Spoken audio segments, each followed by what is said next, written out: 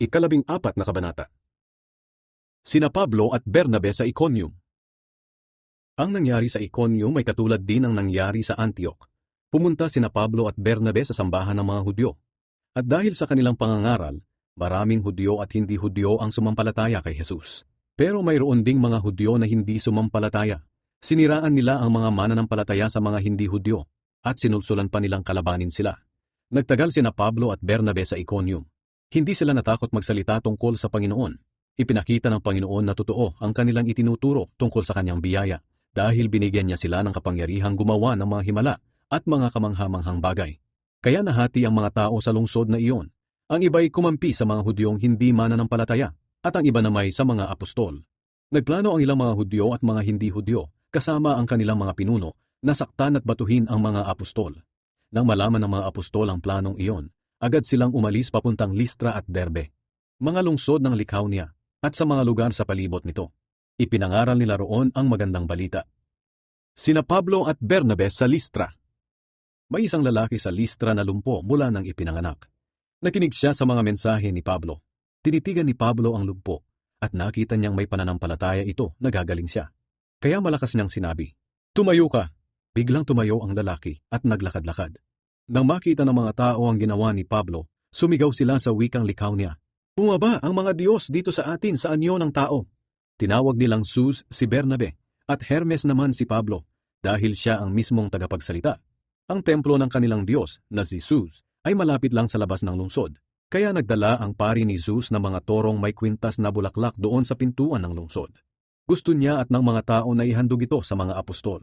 Nang malaman iyon ni Bernabe at Pablo, pinunit nila ang kanilang damit at tumakbo sila sa gitna ng mga tao at sumigaw, "Mga kaibigan, bakit maghahandog kayo sa amin? Kami ay mga tao lang na katulad ninyo. Ipinangangaral namin sa inyo ang magandang balita para talikuran na ninyo ang mga walang kwentang Diyos na iyan at lumapit sa Diyos na buhay. Siya ang lumikha ng langit, ng lupa, ng dagat at ng lahat ng bagay na narito. Noon, hinayaan na lang ng Diyos ang mga tao na sumunod sa gusto nila. Ngunit hindi nagkulang ang Diyos sa pagpapakilala ng kanyang sarili sa mga tao. Binibigyan niya kayo ng ulan at mga ani sa takdang panahon. Masaganang pagkain ang ibinibigay niya sa inyo para matuwa kayo."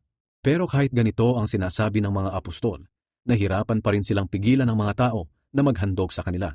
May mga Hudyong dumating mula sa Antioch na sakop ng Pisidia at sa Iconium. Kinumbinsi nila ang mga tao na kumampi sa kanila. Pagkatapos, pinagbabato nila si Pablo at kinaladkad palabas ng lungsod sa pag-aakalang siya'y patay na. Pero nang paligiran siya ng mga tagasunod ni Jesus, bumangon siya at bumalik sa lungsod. Kinabukasan, pumunta silang dalawa ni Bernabe sa Derbe. Bumalik sina Pablo at Bernabe sa Antioch na sakop ng Syria. Ipinangaral ni Pablo at Bernabe ang magandang balita sa Derbe at marami silang nahikayat na sumunod kay Hesukristo. Pagkatapos, bumalik na naman sila sa Listra, Iconium at sa Antioch na sakop ng Pisidia.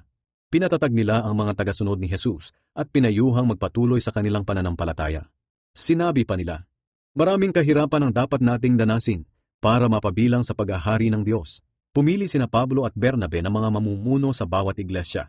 Nag-ayuno sila at nanalangin para sa mga napili at ipinagkatiwala nila ang mga ito sa Panginoon na kanilang pinananaligan. Pagkatapos dumaan sila sa Pisidia at dumating sa Pamphylia. Nangaral sila roon sa Perga at pagkatapos ay bumaba sila sa Atalia. Mula roon, bumiyahe sila pabalik sa Antioch na sakop ng Syria. Ito ang lugar na kanilang pinanggalingan at dito rin sila ipinanalangin ng mga mananampalataya na pagpalain ng Diyos ang kanilang gawain na ngayon ay natapos na nila. Nang dumating sina Pablo at Bernabe sa Antioch, tinipon nila ang mga mananampalataya at ikinuwento sa kanila ang lahat ng ginawa ng Diyos sa pamamagitan nila at kung paanong binigyan ng Diyos ang mga hindi Hudyo ng pagkakataong sumampalataya. At nanatili sila ng matagal sa Antioch, kasama ang mga tagasunod ni Jesus doon.